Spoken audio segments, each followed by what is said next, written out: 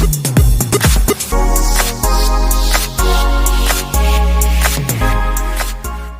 င်္ဂလာပါစနိုးပါဒီနေ့စနိုးကဓမ္မတာလာချိန်မှာဖြစ်တတ်တဲ့နာကျင်ကြိုက်ခဲတာလေးတွေကိုသက်သာစေမဲ့ယောဂကျင့်စဉ်လေးသင်ပြပေးသွားမှာဖြစ်ပါတယ်ကြည့်ရအောင်တော့ပထမဆုံး exercise လေးကကြတော့ဒီလိုမျိုးခြေထောက်ကလေးကိုချဲလိုက်မယ်နော်ချဲပြီးသွားရင်လက်နှစ်ဖက်လေးကအနောက်ကလေးမှာထားမယ်ထောင်ထားတဲ့ဒူလေးတွေကိုဘယ်ညာလေးချပေးလိုက်မယ်ဒါလေးကို9កောက်လေးသွားရအောင်နော်5ဒီတိုင်းလေးလက်ထုံမယ်4 3 2 1ဒီကနေပြီးတော့တစ်ဖက်ကလေးကိုပြောင်းလိုက်မယ်နော်စနိုးကကျတော့ပြောင်းမြန်လေးပြပေးမယ်ဒါအကုန်လုံးရဲ့ညာဘက်လေးနော်တထောင်လေးနှစ်ဖက်ကိုဒီခြေသလုံးရဲ့အရှိလေးမှာထောက်လိုက်မယ်တင်မားလေးဖြိုးပြီးတော့ခန္ဓာကိုယ်လေးကိုအောက်ကိုနိုင်တဲ့လောက်လေးမှောက်ချလိုက်မယ်နော်ပေါင်ရင်းကနေခြေပြားလေးတွေရှော့ချပေးမယ်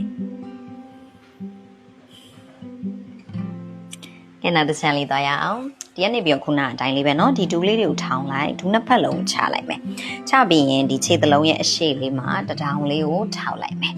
ခဏကိုလေးကိုတစ်ဖြည်းဖြည်းချင်းစီဖြောချမယ်เนาะမျက်လုံးလေးမိတ်ချမယ်စိတ်လေးကိုရှော့ကဲထားရအောင်နောက်တစ်ခွက်လေးသားကြမယ်နော်နောက်တစ်ခွက်ကကြတော့ခါးရိတ်နာတာတို့ခါးရိတ်ကြိုက်တာတို့ဆိုလို့ရှိရင်ဒါမျိုးလေးကအရင်အဆင်ပြေတယ်ဒါလေးကိုလုပ်သင့်တယ်သူကကြတော့ပခုံးအောင်တက်တက်လေးမှာလက်လေးထားမယ်နော်ဒီမောင်တက်တက်လေးမှာဒူးလေးရှိမယ်ဒီကနေပြီးတော့ကြောကုန်းလေးကိုအပေါ်ပင်းတင်လိုက်မယ်ပိုင်လေးကိုရှိုင်မယ်ခါးလေးတွေကွေးပြီးတော့ခေါင်းလေးငုံချဒါလေးကနေခုနနဲ့ပြောင်းမြန်လေးနော်ခါးကိုကော့ထုတ်လိုက်မယ်ရင်မလေးကိုဖွင့်မယ်ခေါင်းလေးပေါ့ကြောကုန်းလေးကိုပြန်တွန်းရအောင်နော်ဖိုင်လေးတွေရှိုင်လိုက်မယ်ဆက်လေးဖြောချလိုက်ခေါင်းလေးမောလိုက်တာနဲ့အသက်ရှူသွင်းမယ်နော်သူကကျတော့ခေါင်းကိုပဲလှန်လိုက်မောလိုက်မဟုတ်ပဲနဲ့ခါးလေးတွေကိုပါဝေးမယ်ပြန်လှန်ထုံမယ်နော်ဒီနားလေးမှာကနာလေးဟိုရအောင်3 2 1ခဏကိုလေးကိုလှန်လိုက်မယ်နော်ပခုံးလေးတွေအနောက်ကိုဖွင့်ရင်ဘတ်လေးကိုတွန်းလိုက်မယ်ခေါင်းပေါ့အသက်ရှူ3 2 1 okay ဒီကနေနောက်တစ်ခွက်လေးသွားရအောင်ခြေပြားလေးတွေကိုစီးလိုက်မယ်ဒီဒူးလေးကိုကထုတ်လိုက်မယ်နော်ဖနှောက်မော်လေးမှာအသားလေးထိုင်ချလိုက်မယ်လက်လေးရအရှိကိုစမ်းထုတ်လိုက်မယ်နော်လက်မောင်းလေးတွေလုံးဝမတောင့်ထားဘဲနဲ့ရင်ဘတ်လေးတွေထိနှစ်ဖူးလေးတွေချနှလုံးလေးမိတ်ချကြောကုန်းလေးတွေရှော့ပေးလိုက်မယ်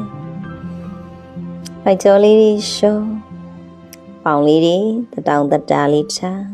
တလို့ရက်မျိုးတွေမှာဆိုလို့ရှိရင်ကိုကဘိုင်းနာတာတို့ခါးကိုက်တာတို့ဖြစ်တာတွေအတွက်ကြောင့်မလို့နာကျင်ကြိုက်ခဲနေရတယ်ဆိုလို့ရှိရင်အခုစနိုးပြပေးတဲ့ယောဂကျင့်စဉ်လေးတွေကိုကျင့်ပေးရဆိုလို့ရှိရင်နာကျင်ကြိုက်ခဲတာတွေကိုလည်းရောကြစေတယ်ကိုယ့်ရဲ့ခန္ဓာကိုယ်လေးကိုလည်း relax ဖြစ်စေမှာပဲဖြစ်ပါတယ်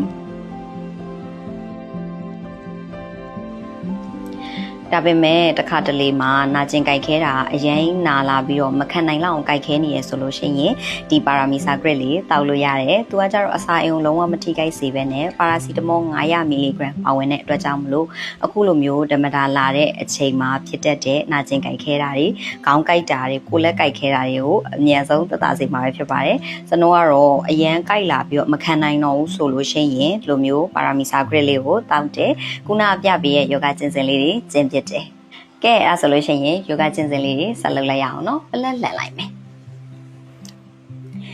တော့ဒီဒူးလေးနှစ်ဖက်ကိုထောင်လိုက်မယ်နော်ထောင်ပြီးသွားရင်ညာဘက်6ကလေးကိုမြောင်မယ်ဒီခြေချင်းဝက်လေးခြေသလုံးလေးကပေါင်မော်လေးကိုတင်လိုက်မယ်တင်ပြီးသွားရင်6ကလေးနှစ်ဖက်လုံးလေးပေါ်လွတ်လိုက်မယ်နော်သူကတင်ထားတဲ့6ကိုလုံးဝမထိနဲ့လက်နှစ်ဖက်လေးကိုအတွင်းထဲကိုရှို့ထည့်လိုက်မယ်ဒီအောက်မှာရှိတဲ့ခြေသလုံးလေးကိုလက်လေးနဲ့ဆွဲလိုက်မယ်နော်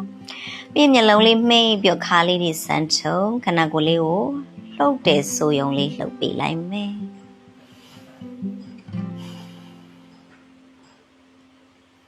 နောက်တစ်ချမ်းလေးသားကြည့်အောင်ခြေကလေးဖြီးလိုက်မယ်နော်ဘယ်ခြေကလေးကပေါင်ပေါ်မှာတင်မယ်တင်ထားတဲ့ခြေကိုလုံးဝမထိနဲ့အတွင်းထဲကိုရှို့ထည့်ပြီးတော့အောက်ထဲကခြေကလေးကိုဆွဲမယ်ခန္ဓာကိုယ်လေးတွေတောင်တတားလေးချခါးလေးတွေပညာလေးလှုပ်တယ်ဆိုယုံလေးလှုပ်ဒီမှာကြောခါကြောလေးတွေကိုတပြိုင်နက်ရှော့ချပေးလိုက်မယ်နော်ကဲနောက်တစ်ခုလေးသွားရအောင်နောက်တစ်ခုလေးကဒီ6ကလေးကိုတောင်းမှန်ပုံစံလေးထားမယ်နော်တင်မနဲ့ဒူးလေးကိုတောင်းမှန်ပုံစံလေးချလက်လေးတွေကဘေးလေးကိုဆန်ထုတ်လိုက်မယ်နော်ပြီးဒီဒူးလေးနှစ်ဖက်လုံးညာဘက်လေးကိုတစ်ဖြည်းဖြည်းချင်းစီဖြောချမယ်မျက်နှာလေးကကျတော့ဘယ်ဘက်ကိုကြည့်မယ် ခဏကိုရက်တောက်နာညှစ်ထားတာမျိုးမဟုတ်ပဲနဲ့ပခုံးလေးတွေဆိုရှော့ချလိုက်ပိုင်းနဲ့ခါးတွေကိုဖြော်ပေးလိုက်မယ်ခြေပြားတွေပေါင်တွေလေထဲလုံးဝမလွတ်ထားနဲ့နော်ကဲဒီတိုင်းလေးပဲနောက်တစ်ချမ်းလေးသွားကြည့်ရအောင်ဒီဒူးလေးကိုအလဲကိုပြန်ယူလာမယ်ဘေးဘက်ချမ်းလေးကိုချမယ်နော်ခြေပြားလေးထိဒူးလေးချမျက်နှာလေးအညာဘက်ကိုလှည့်ပေးလိုက်ခုံးလေးတွေရှော့ခါကြောလေးတွေရှော့ခုနကစနုပြပေးရဲ့ယောဂကျင့်စဉ်လေးတွေရကြတော့အခုလိုမျိုးဓမ္မရာလာနေတဲ့အချိန်မှာနာကျင်ကြိုက်ခဲတာတွေကိုရောကြစီမှာမလို့လိုက်လို့ကြည့်နော်နောက်ဗီဒီယိုလေးမှာစုံမယ်တတား